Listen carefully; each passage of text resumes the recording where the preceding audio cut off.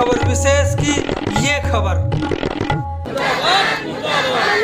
जो भी रैली धरना होगा यहाँ ना होकर डीओ ऑफिस के बाहर होगा या डीपीआई साहब के ऑफिस के बाहर होगा। जिंदाबाद जिंदाबाद जिंदाबाद, हमारी मांगे हमारी मांगे। यूटी चंडीगढ़ शिक्षा विभाग के अधिकारियों की कार्यशैली को लेकर सैकड़ों कर्मचारियों में जबरदस्त गुस्सा है। पिछले कई सालों से शिक्षा विभाग में सचिव सहित कई बड़े अधिकारी आए और चले गए, साथ में बहुत कुछ बदल भी गए, लेकिन नहीं बदला तो सिर्फ और सिर्फ ठेके पर काम कर रहे ग्रुप डी के सैकड़ों कर्मचारियों का भाग्य। अधिकारियों की मनमानी से कर्मचारियों में जबरदस्त रोष है। पिछले दिनों 16 दिसंबर को अधिकारियों के खिलाफ एक प्रदर्शन के दौरान शिक्षा विभाग के खिलाफ जबरदस्त नारेबाजी की गई। साथ ही एक बार फिर से लड़ाई लड़ने का ऐलान करते हुए कहा कि डीओ और डीपीआई कार्यालयों के सामने अब धरना प्रदर्शन का दौर तब तक चलेगा जब तक हक और हकूक न मिल जाए। इसी को लेकर हमने यूटी चंडीगढ़ एसएस फेडरेशन के प्रधान रंजीत मिश्रा से बात की, तो उन्होंने मिड डे मील कर्मचारियों के साथ चल रहे धक्केशाही के बारे में जो बताया, आप इसे जरूर सुने। मिड डे मील कर्मचारी हैं, उनको लेकर के क्या क्या डिमांड है और किस तरह की लड़ाई लड़ी जा रही है और कौन कौन सी मांगे जो पूरी होने वाली है, इसी को लेकर के हम बात करेंगे। जी मिश्रा जी। बिल्कुल सर, ये कई सालों से ऐसा होता आया हुआ है कि हमारे जो कर्मचारी हैं बार बार अपनी डिमांड को प्रशासन तक पहुंचाते हैं, यूनियन पहुंचाती है, लेकिन हमारे अधिकारी ऐसे हैं कि या तो ये कुछ समझना नहीं चाहते या ये चाहते हैं कि हो हल्ला करके कोई मुर्दा फूट प्रदर्शन या गेट घेराव हो तब इनका डिमांड करें। बात समझ में नहीं आती है। कई डिमांड है और बड़ी हैरान कर देने वाली बात है सर कि अफसर ये कर्मचारी तो चलो इनको पैरों की जूती समझते हैं, इनका दुख दर्द इनको समझ में नहीं आता, लेकिन ये कर्मचारी मुश्किल में है कि हम जाएं तो जहाँ जाएगा। हाँ, अधिकारी झूठ बोलने लग जाए, अगर मुखिया घर का मुखिया अपने माँ बाप भी बच्चों से झूठ बोलने लग जाए तो वो बच्चे कहाँ जाएं? पड़ोसियों के पास। ये हर बार का ये सिलसिला है। लेटर ले लेंगे, मीटिंग के लिए बुला लेंगे, मीटिंग में बड़े लॉलीपॉप बड़े बड़े दे देंगे, हाँ जी आपका सारा डिमांड हो जाएगा, ये भी हो जाएगा, ये भी हो जाएगा, लेकिन उसके लिए हमें कई महीनों तक सालों तक इंतजार करना होता है। कुछ नहीं होता इनका डिमांड, कुछ नहीं करते। दीपावली से पहले इनका 1 साल का एरियर मिड डे मील कर्मचारियों का डीओ मैडम डीपीआई साहब के आश्वासन के बाद भी आज तक नहीं मिला। इनके कई स्कूल ऐसे 3-4 महीने के सैलरी रुके हुए हैं, उसके ऊपर इनका कोई लगाम नहीं। बार बार मैं मैसेज डालता हूँ डीओ मैडम को, डीपीआई साहब को भी जाके मीटिंग में बोल के आता हूँ, उसके ऊपर कोई असर नहीं। सवाल ये उठता है कि आपके माध्यम से मैं इन अधिकारियों से पूछना चाहता हूँ कि आखिर हम कहाँ जाएं, ये कर्मचारी कहाँ जाएं।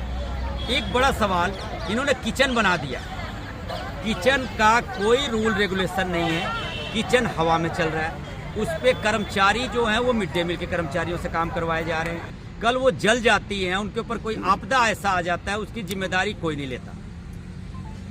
18-18, 20-20 कर्मचारी मिड डे मील किचन में रखने के बाद भी ये अलग अलग फरमान जबरन, मैं कहता हूँ बिना किसी ऑर्डर के, डीपीआई साहब से बोलो तो वो कहेंगे नहीं ऐसा नहीं होता, कोई नहीं जाएगा। डीओ मैडम से बोलो तो कहते नहीं ऐसा हो ही नहीं सकता, कोई नहीं बुलाता। लेकिन जो क्लस्टर इन्होंने हेड बनाए हुए मिड डे मील का, वो क्लस्टर हेड अपने जितने क्लस्टर हेड में 4-4, 5-5 स्कूल हैं, उनके हेड और प्रिंसिपलों को, हेड को और इंचार्ज जो है उनको दबाव बनाती हैं कि आप हर रोज अपने स्कूल से एक किचन में काम करने के लिए हमारे किचन में भेजो अपने मिड डे मील कर्मचारी। कई स्कूल तो ऐसे हैं सर कि वहाँ 2 ही कर्मचारी हैं, अगर एक चला जाता है तो एक के ऊपर पूरे दोनों का बर्डन। वो 3 घंटे के बजाय 6-6 घंटे बर्तन धोती है, काम करती है, बच्चों को खाना के देती है। बहुत बड़ा ये विडंबना है कि हमारे अधिकारी ये कब सुनेंगे। फरमान जारी कर देते हैं और हमारे शिक्षा विभाग का ये पुरानी एक आदत रही है कि डीओ और डीपीआई को हमारे हेड प्रिंसिपल कुछ समझते नहीं है, वो अपने आप में ही हेड अपने आप को डीओ डीपीआई समझते हैं।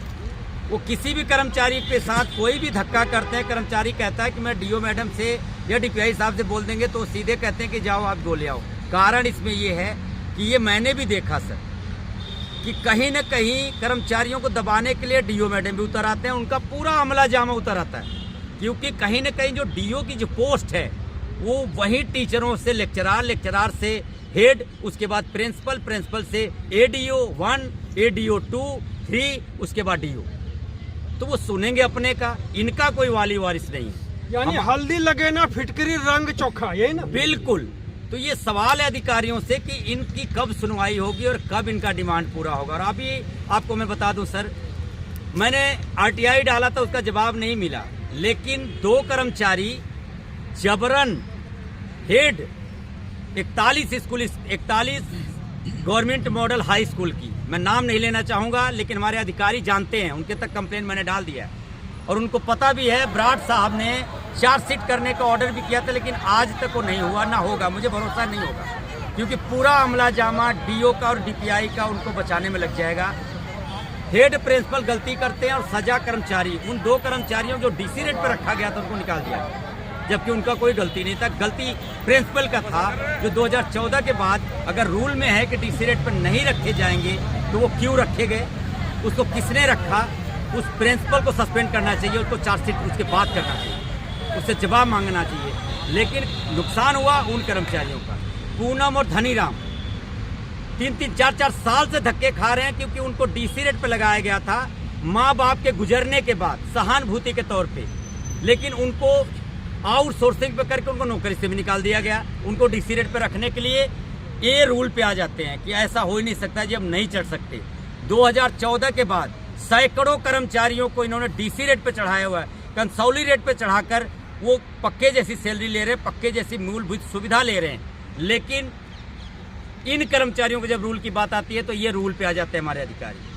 अब ब्राड साहब ने, बड़ी उम्मीद है उनसे मुझे, उन्होंने आश्वासन दिया है कि मिश्रा जी आप प्रूफ लाइए, मैं कार्रवाई करूंगा।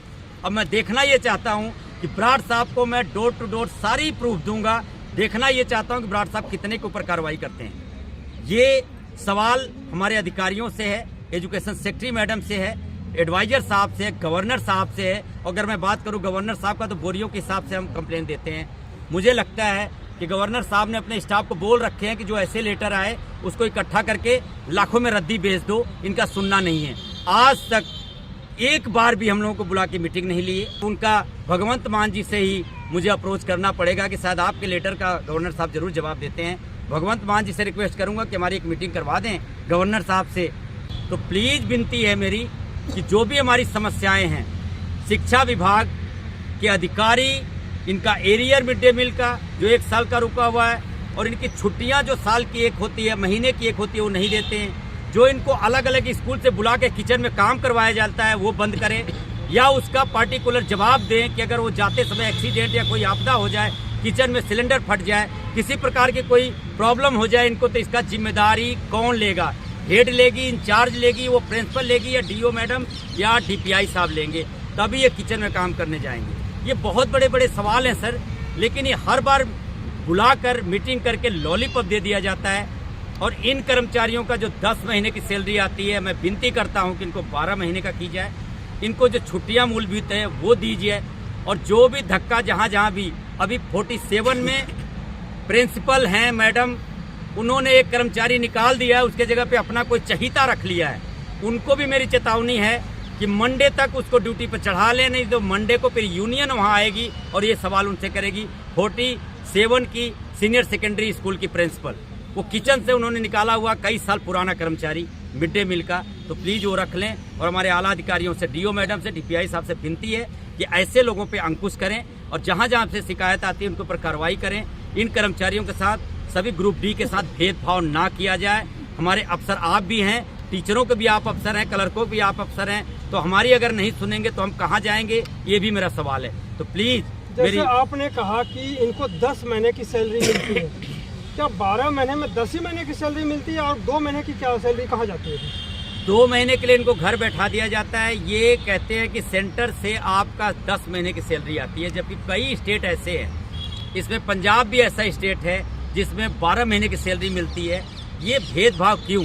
अगर पंजाब जैसा स्टेट दे सकता है 12 महीने की, तो ये चंडीगढ़ सिटी ब्यूटीफुल है, छोटा शहर है, महंगाई ज़्यादा है, तो यहाँ के कर्मचारियों को 12 महीने की सैलरी क्यों नहीं दी जाती है? इतनी मोटी मोटी पेमेंट हमारे अधिकारी लेते हैं। तो इन गरीब कर्मचारियों को अगर कुछ पैसे मिल जाएंगे, अपने इनके घर का गुजारा अच्छे से चल जाएगा, तो इसमें किसी अधिकारी का या सरकार का कुछ नहीं बिगड़ेगा। तो मेरी विनती है कि इन कर्मचारियों को, हमारे चंडीगढ़ के जितने मिड डे मील में काम कर रही हैं लेडीज़, हमारी बहनें जो काम कर रही हैं, उनका 12 महीने की पूरी सैलरी दी जाए। जैसे DC रेट कर्मचारियों को, जैसे आउटसोर्स कर्मचारियों को, सभी कर्मचारियों को 12 महीने की सैलरी दी जाती है। लॉकडाउन में सभी को सैलरी घर बैठे मिला, तो इनको भी मिलना चाहिए था। इनके लिए भी बहुत जद्दोजहद करना पड़ा, हमें रैली धरना करके मटका चौक घेरना पड़ा, तब जाके इनकी 6 महीने की सैलरी दी गई। तो ये भेदभाव इनके साथ ना किए जाए। और एक मैं मांग करूंगा अपने DPI साहब से कि अगर पार्टिकुलर एक स्कूल में हमारा कोई आउटसोर्सिंग का ठेका होता है तो उसको PF PSI काटने का अधिकार है। इनके पास तकरीबन 400-450 कर्मचारी DC रेट पे काम कर रहे हैं, डायरेक्ट DC रेट पे जो स्कूल उनको सैलरी देती है। कई हादसे ऐसे हुए हैं कि हमारे DC रेट के कर्मचारी, उनकी डेथ हो गई है, उनके बच्चों को एक भी रुपए बेनिफिट नहीं दिया गया क्योंकि उनका PF PSI नहीं कटता। वो बिल्कुल एक तरीके का लवारिस हैं। उन जितने भी DC रेट पे हमारे कर्मचारी शिक्षा विभाग में काम कर रहे हैं, उनका PF काटा जाए और उनकी जितने भी PF ESI की मूलभूत सुविधाएं हैं वो दिए जाएं, ताकि कल उनके ऊपर कोई आपदा हो जाए तो उनके बच्चों को घर में कुछ बेनिफिट शिक्षा विभाग की तरफ से या उनके EPF से या ESI से उनको मिल सके, ताकि उनके बच्चों का गुजारा चल सके। वो कौन सी पॉलिसी है जो नगर निगम में पंजाब एंड सिंध बैंक में जिनके अकाउंट हैं, चाहे वो सफाई कर्मी हो चाहे कोई और हो, जब वो किसी की डेथ हो जाती है तो 40 लाख रुपए दिए जाते हैं, क्या वो व्यवस्था इन लोगों के साथ नहीं हो सकती? ये व्यवस्था सर हमारे माननीय एडवाइजर साहब को करना चाहिए, जिनके अधीन पूरी चंडीगढ़ आती है। ये कर्मचारी उनके भी हैं। ये कहीं न कहीं अधिकारियों की ये मिली भगत है जो ये भेदभाव किया जा रहा है। अगर एक डिपार्टमेंट में ऐसी सुविधा है तो चंडीगढ़ के हर कर्मचारियों के साथ क्यों नहीं? ये कहीं न कहीं मुझे लगता है कि हमारे जो अलग अलग डिपार्टमेंट से, जैसे कुछ अधिकारी हमारे सेंटर दिल्ली से आते हैं, कुछ हरियाणा से आते हैं, कुछ पंजाब से आते हैं, कुछ हिमाचल से आते हैं, तो वो आके यहाँ हमारे ऊपर जो चंडीगढ़ के कर्मचारी हैं, हमारे कर्मचारियों को यही नहीं समझ में आता है कि हमारे जो मुखिया हैं हम किसके पास जाके फरियाद करें। तो पर्सनल डिपार्टमेंट को चाहिए, सेक्रेटरी साहब को चाहिए, इसको एक रूल बनाएं जो एक ही रूल हर कर्मचारियों के ऊपर लगे। और मैं एक बताना चाहूँगा सर, बड़ी विडम्बना हमारे एजुकेशन डिपार्टमेंट की, अब तो ये कहते हैं कि सेंटर का रूल लग गया। जो हमारे शिक्षा विभाग के चौकीदार हैं, रेगुलर चौकीदार, जबकि 116 स्कूल है, 116 स्कूल में सभी स्कूलों में चौकीदार पूरे परिवार के साथ रहते हैं, लेकिन पर्टिकुलर सिर्फ 40-45 चौकीदार ऐसे हैं जो रेगुलर है इस टाइम। उनके साथ इतना बड़ा धक्का हो रहा है पिछले कई वर्षों से, जब से शिक्षा विभाग चल रहा है चंडीगढ़ का। और 2008 से भी जो नए कर्मचारी लगे हैं, पढ़े लिखे कर्मचारी लगे हैं, कुछ का प्रमोशन हो गया, कुछ बाकी बचे हैं, वो आज अपने हकों के लिए परेशान हैं। उनके साथ धक्का हो रहा है। जो आउटसोर्सिंग के और DC रेट के कर्मचारी, वो 8 घंटे ड्यूटी लेकर उन्हीं के कमरे में रह के बिजली पानी फ्री लेके वो पूरी मूलभूत सुविधा ले रहे हैं, लेकिन पक्के चौकीदारों का HRA भी काटा जा रहा है और उनसे 16 घंटे पार्टिकुलर ड्यूटी ली जाती है। अगर छुट्टी हो जाए, सेकेंड सैटरडे, संडे या गेस्टेड छुट्टियां, तो वो 48 घंटे 72 घंटे जितने दिन वो बंद रहेगा स्कूल, वो ड्यूटी करते रहते हैं। यही नहीं समझ में आता कि पक्के बंदे ये सरकारी हैं ये या कच्चे हैं या कहाँ से आए हैं, किस देश से ये आए हैं, कि इनको कर्मचारी नहीं समझा जाता। तो इस आंदोलन के बाद भी अगर कुछ नहीं होता तो फिर क्या होगा? बिल्कुल सर, अभी तक तो हमने आग्रह किया है और आगे भी करते आएंगे, लेकिन अगर ये जल्दी ही ये मसले जो हैं वो हल नहीं किए गए, हमने DPI साहब और DO मैडम को लेटर दे रखा है, अगर जल्दी मसले हल नहीं हुए तो अगला जो मीटिंग होगा या जो भी रैली धरना होगा, यहाँ ना होकर DO ऑफिस के बाहर होगा या DPI साहब के ऑफिस के बाहर होगा। मुर्दाबाद, हमारी एकता जिंदाबाद, मजदूर एकता जिंदाबाद, हमारी मांगे, हमारी मांगे। CNE न्यूज के साथ बने रहने के लिए आप सभी का बहुत बहुत धन्यवाद।